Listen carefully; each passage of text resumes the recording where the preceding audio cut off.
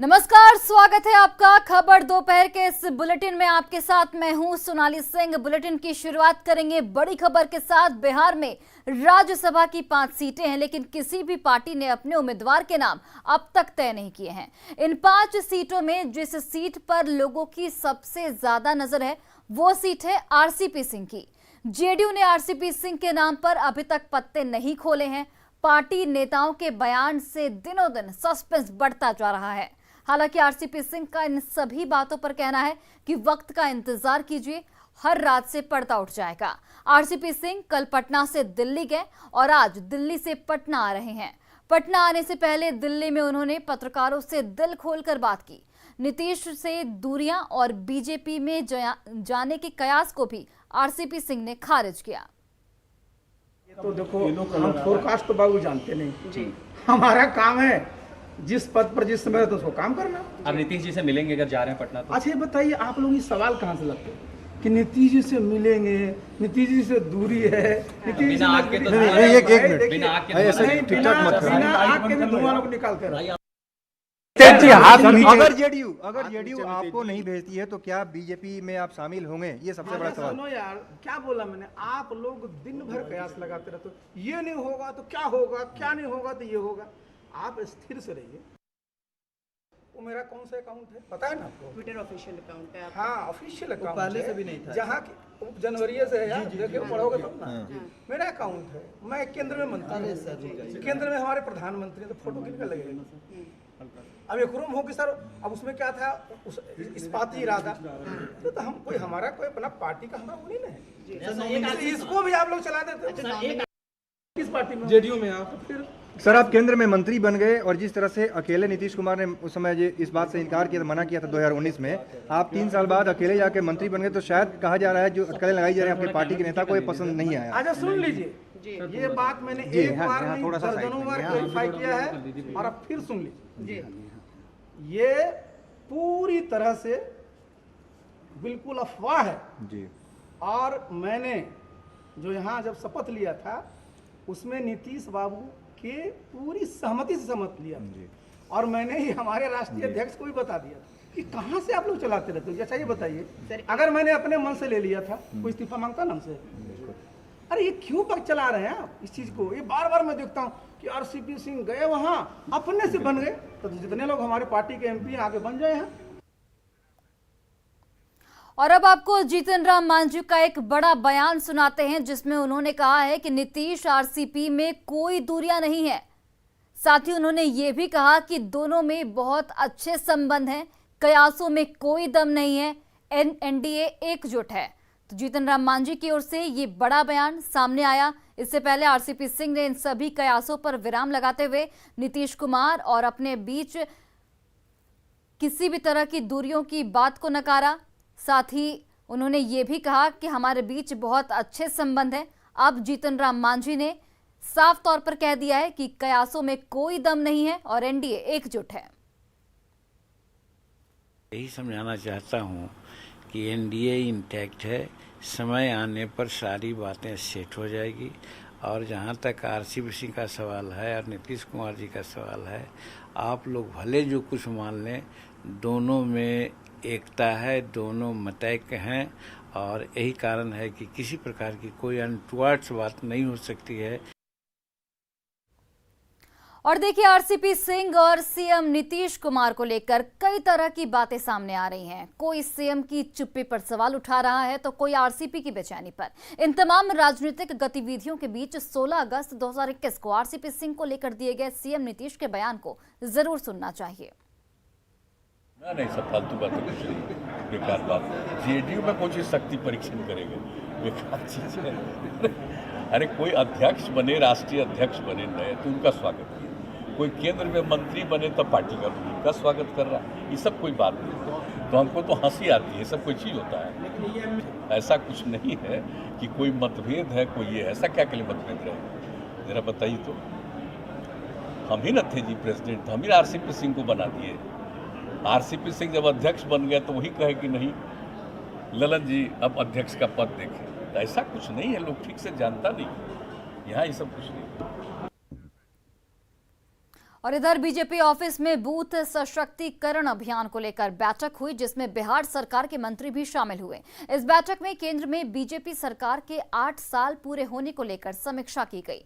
वहीं बैठक के बाद कृषि मंत्री अमरेंद्र प्रताप सिंह ने कहा कि ऑल इज वेल, यानी बीजेपी और जेडीयू के बीच सब कुछ ठीक है।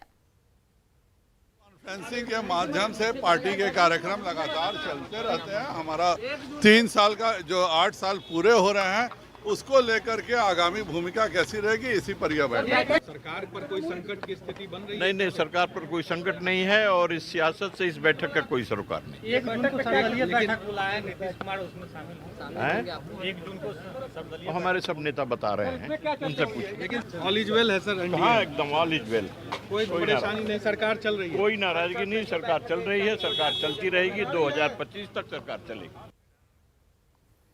और इसी बीच सबसे बड़ी खबर आपको बता दें, कांग्रेस को एक बड़ा झटका लगा है। वरिष्ठ नेता और पूर्व केंद्रीय मंत्री कपिल सिब्बल ने कांग्रेस से इस्तीफा दे दिया है और इसके साथ ही वो राज्यसभा जाने के लिए निर्दलीय नामांकन कर चुके हैं।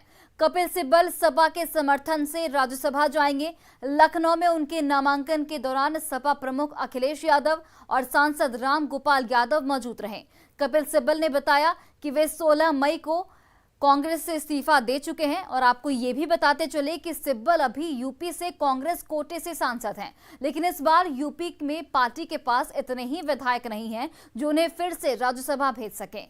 लिहाजा कपिल सिब्बल के भविष्य को लेकर तमाम तरह के कयास लगाए जा रहे थे। अब समाजवादी पार्टी के समर्थन पर नामांकन दाखिल कर उन्होंने तमाम अटकलों पर विराम लगा दिया है। दिलचस्प बात यहां पर यह है कि जब कांग्रेस में कपिल सिब्बल के टिकट पर सस्पेंस बरकरार था, उस वक्त 3 बड़ी विपक्षी पार्टियां उन्हें अपने कोटे से राज्यसभा भेजने को तैयार थीं। उत्तर प्रदेश से सपा, बिहार से आरजेडी और झारखंड से जेएमएम सिब्बल को राज्यसभा भेजने का मूड बना चुका था, लेकिन सिब्बल ने अखिलेश के साथ जाने का मन बना लिया। समझता हूं कि जब एक निर्दलीय की आवाज उठेगी तो वो लोगों को फिर ऐसा लगेगा कि किसी पार्टी से जुड़े हुए नहीं हैं, लेकिन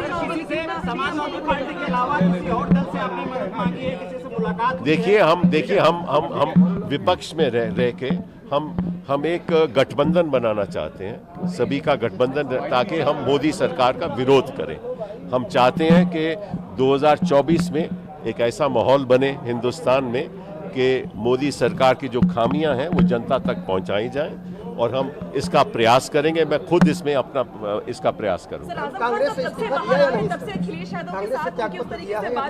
मैंने दे दिया है 16 मई को मैंने कांग्रेस पार्टी से त्याग पत्र दे दिया है।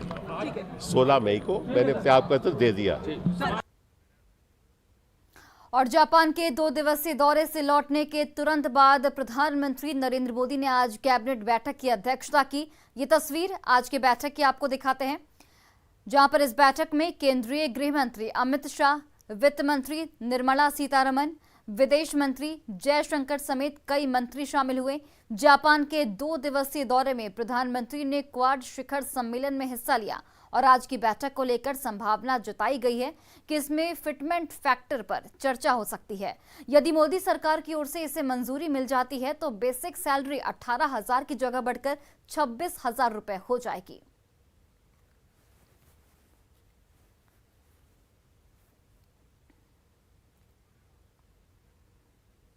और प्रधानमंत्री नरेंद्र मोदी झारखंड में बन रहे 4,000 मेगावाट के Patratu super thermal power station और नॉर्थ कर्णपुरा में 2,000 मेगावाट उत्पादन क्षमता के एनटीपीसी पावर प्लांट की समीक्षा करेंगे। पीएम मोदी वीडियो कॉन्फ्रेंसिंग के जरिए मुख्य सचिव, ऊर्जा सचिव और एनटीपीसी के अधिकारियों से बातचीत करेंगे। दोनों परियोजनाओं की अड़चनों को दूर करके जल्द उत्पादन शुरू करने पर केंद्र सरकार जोर दे रही है। इन परियोजनाओं में मुख्य रूप से लंबित फॉरेस्ट क्लियरेंस और कोयला खनन नहीं हो पाना अड़चन बना हुआ है।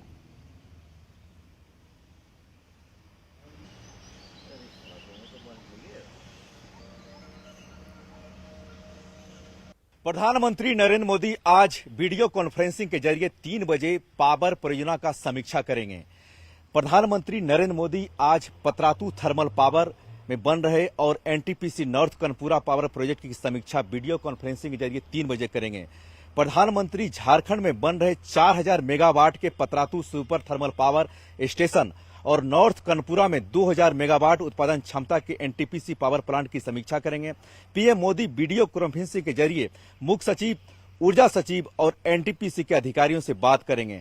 दोनों परियोजनाओं की अड़चनों को दूर करके जल्द उत्पादन शुरू करने पर केंद्र सरकार का जोर है।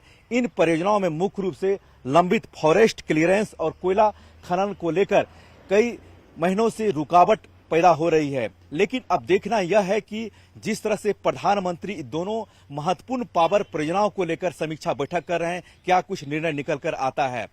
कैमरामैन अमित के साथ निरंजन सिंह, न्यूज 18 रांची। और गोड्डा में रेलवे के मुख्य सुरक्षा आयुक्त रेलवे स्टेशन के विद्युतीकरण का निरीक्षण करेंगे। इस दौरान ट्रेनों के परिचालन के समय में बदलाव किया गया है। 12:45 में खुलने वाली वनांचल एक्सप्रेस 3 बजे खुलेगी। वहीं दोपहर 3 बजे से पहले की सभी ट्रेनें गोड्डा स्टेशन से रद्द कर दी गई हैं। अधिक जानकारी दे रहे हैं हमारे संवाददाता गौरव झा। CRS यानी कि विद्युतीकरण का जो काम हुआ है गोड्डा रेलवे स्टेशन पर, उसका आज CRS होना है और उसके जो आयुक्त हैं वो आज यहाँ आने वाले हैं। उससे पहले गोड्डा रेलवे स्टेशन पर आप देखिए कि जो इंस्पेक्शन स्पेशल ट्रेन है वो लगा दी गई है। वो ट्रेन इस वजह से लगाई गई है क्योंकि आज यहाँ पर CRS का जो काम है वो देखने के लिए उसके आयुक्त आने वाले हैं। और जो विद्युतीकरण का काम हुआ, इससे पहले उस वक्त CRS हुआ था जब पहली दफ़ा यहाँ से रेल खुलने वाली थी, और आज दूसरी बार CRS उस वक्त हो रहा है जब यहाँ पर विद्युतीकरण का काम हो चुका है। ये इस वजह से किया जाता है क्योंकि ट्रेनों में जो पैसेंजर हैं वो जब बैठे तो उन्हें किसी भी तरीके की परेशानी ना हो, उससे पहले रेलवे तमाम जो सुरक्षा व्यवस्था है, पुख्ता इंतजाम है, वो पूरी कर लेना चाहती है। उससे इसके अलावे जो एक अपडेट है गोड्डा से वो ये है कि आज गोड्डा रेलवे स्टेशन से जितनी भी ट्रेनें हैं सभी ट्रेनों को रद्द कर दिया गया है। जो वनांचल एक्सप्रेस जो आज 12:45 पर गोड्डा से खुलनी थी, उसके समय सारणी को बदल दिया गया है और वो आज 3 बजे गोड्डा से खुलेगी। इसके अलावा जो पैसेंजर ट्रेनें हैं सभी ट्रेनें रद्द हैं। एक ट्रेन सिर्फ शाम में जो दुमका जाती है वो ट्रेन जाएगी। इसके अलावा यानी कि 2 बजे तक का जो ट्रेन है लगभग सभी ट्रेनों को रद्द कर दिया गया है। और आने वाली जो ट्रेन है, जैसे भागलपुर से जो भी ट्रेनें आने वाली थी वो पोड़ैयाहाट स्टेशन तक ही आएगी, गोड्डा रेलवे स्टेशन पर नहीं आएगी। यानी आज 2 बजे यहाँ पर CRS का जब काम पूरा हो जाएगा तो उम्मीद जताई जा रही है कि अगर ये सफल इंस्पेक्शन होता है तो गोड्डा में अब यहाँ से जो इलेक्ट्रिक इंजन गाड़ियाँ हैं वो चलने लग जाएगी। गौरव झा, न्यूज़ 18 गोड्डा। और वहीं नवादा में आरजेडी से पूर्व विधायक राजबल्लभ यादव एक बार फिर से सुर्खियों में। इस बार वो अपने एक गुप्त ठिकाने की वजह से चर्चा में है। रिपोर्ट देखिए। यह है घोड़ा कटोरा में जलाशय का निर्माण किया जा रहा है, खास करके यहाँ पर गंगा जल को संग्रह करने के लिए। इस दौरान एक ऐसे नज़ारा देखने को मिला है जो आप देख के भी हैरान रह जाएंगे, क्योंकि जंगल, जो घोड़ा कटोरा जंगल के बीचों बीच सुनसान इलाके में इस तरह का भवन बनाया गया है। और ये भवन बताया जाता है कि 4 सालों पूर्व ये जो बनाया गया है, ये नवादा के पूर्व विधायक राजबल्लभ यादव के द्वारा बनाया गया है। और यहीं आकर जो है राजबल्लभ यादव बड़ी जो है टाइल्स और मार्बल लगाकर जो है कि ये स्विमिंग पूल बनाया गया है। तो इसमें कौन रहते थे, कौन यहाँ आके स्नान करते थे, ये अपने आप में चर्चा का विषय है। लेकिन जो स्थानीय लोगों का जो कहना है कि यहाँ पर राजबल्लभ यादव आते थे, ठहरते थे, यहीं पर जो है कि स्नान करने काम करते थे। इस इलाके में पूर्व विधायक के नाम से बहुत सारे प्लॉट हैं, उन्हीं में से एक ये स्विमिंग पूल है। और इस एरिया जंगल वाला सुनसान इलाके में स्विमिंग पूल अपने आप को चर्चा का विषय बना हुआ है। और अब आगे ये देखना है कि आखिर स्विमिंग पूल का दावेदार कौन है। वो जमीन खरीदे मंत्री जी, तो जमीन खरीद के और बाद फिर तालाब बनाया, टैक्स वो पोखर है नहाने के लिए, और हम टैक्स उस लगाया। फिर बगल में कोठरी था, घर बनाया 8-9 गो। और बाद उत्तर पट्टी बुढ़वा बाबा है, जंगल से निकला था, कोई कंपनी लाभ बनाया था बुढ़वा बाबा के। सुनसान जंगल में स्विमिंग पूल बनाया गया और आप ये जानकर हैरान हो जाएंगे कि पानी के लिए भी खास इंतजाम किया गया था। तो पानी कहाँ से लाते थे? पानी नदी कर का बोरिंग किए थे सर, और वह बोरिंग से पाइप से ले गया, नीचे पाइप से झाँप के ले गया वहाँ तालाब में भरने के लिए, मोटर चालू करते थे। राजबल्लभ यादव तो जेल में है, तो अब इस स्विमिंग पूल का लुत्फ उनका बेटा उठा रहा है। कौन बनाए थे? राजबल्लभ यादव बनाए थे सर। और आते थे कौन कौन यहाँ? पहले रहलखिन राजबल्लभ यादव, तो वो रहलखिन और चल गलखिन अंदर, तो बाल बुतरू उनके अखिलेश यादव बेटवा आवलखिन, वो रहलो 8-9 बजे न कभी रहलखुन तो रातों भर रह गेलखुन। राज बल्लभ ने इस अय्याशी के अड्डे को कब बनाया था ये भी आप जान लीजिए। 2015 में खरीदे थे सर। बनाए थे कब? बनाए समझो 13 के लगभग से तो काम में लगा दिए सर। तो उसी दौरान बनाया? हाँ सर, उसी टाइम में बनाया था। राज बल्लभ के इस गुप्त ठिकाने का राज तो खुल गया है, पता नहीं और कितने राज से पर्दा उठना बाकी है। नालंदा से न्यूज एटीन के लिए अभिषेक कुमार।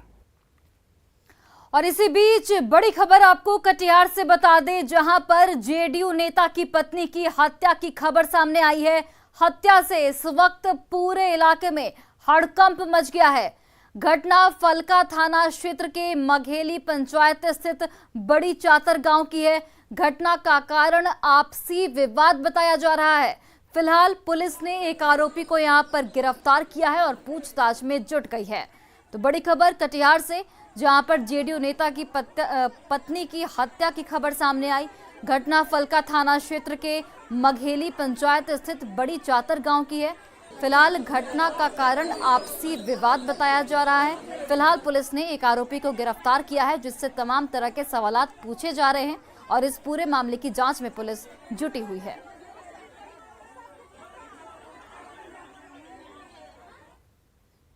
और बेटे की वापसी की आस में उसका पिता लगातार पुलिस और प्रशासनिक अधिकारियों का चक्कर लगा रहा है। मामला बेतिया के नरकटियागंज का है। अधिकारियों का चक्कर लगा रहे इस व्यक्ति का आरोप है कि उसके रिश्तेदारों ने उसके इकलौते बेटे को कैद करके रखा है और उसे वापस नहीं लौटा रहे, लेकिन पुलिस अधिकारी मामले में कोई कार्रवाई नहीं कर रहे हैं, जिससे वो और उसकी पत्नी दोनों मानसिक तौर पर बेहद परेशान हैं। बच्चे की आस में हर तरफ गुहार लगा रहे पिता ने स्थानीय थाने में मुकदमा दर्ज कराया है, जिससे उससे न्याय मिल सके। दो तस्वीरें आपके टीवी स्क्रीन पर, जहां पर बेटे की आस में देखिए पत्नी बेहद परेशान है। बेटे को लेकर दोनों पति पत्नी मानसिक तौर पर बेहद परेशान। वहीं सरकारी ऑफिस का चक्कर लगा रहे हैं ये, लेकिन तमाम पुलिस अधिकारियों की ओर से कोई इस पूरे मामले में कवायद नहीं की जा रही है। ना, हम मानसिक रूप से टूटे हुए इंसान हैं। कैसे? यहाँ अनुमंडल में आए हैं डीएसपी साहब के पास गुहार लगाने के लिए। किस बात का? कि लड़का, हम केस किए नरकटियागंज थाना में, इन डीएसपी साहब से गुहार लगाने के लिए आए हैं। मैं क्यों केस किया है, किस पर किया है? हमारा साला सारू भाई पर हमारा लड़का वो लोग रख लिया है। अब मांगने से जो है धमकी देता है, लोग देता नहीं है, कहता है नहीं देंगे। और फिलहाल इस बुलेटिन में बस इतना ही। आप देखते रहिए न्यूज़ 18 बिहार झारखंड।